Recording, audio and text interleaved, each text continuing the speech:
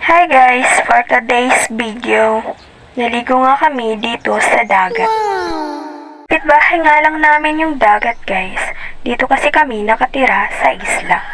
Ngayon nga lang ulit kami nakaligo dito dahil ayaw kasi namin mangitim. Napakaganda nga ng panahon ngayon kaya naman maganda din ang dagat. Tuwing ganitong buwan nga magandang mag-swimming. Sumisid nga ako guys, kaso lang nalagyan yung tenga ko ng tubig. Saya nga ako at nakalubog na naman ako sa dagat. Ginhawa kasi sa pakiramdam magbabad sa panahon ngayon dahil sa sobrang init. Naka-t-shirt nga lang ako dahil wala akong pang swimming na damit. Hindi naman kasi ako mahilig mag-swimming kaya hindi na ako bumili. Eto nga pala yung dagat.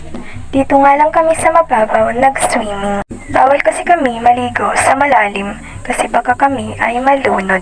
Hindi pa naman ako marunong lumangoy. At natapos na nga kami mag-swimming.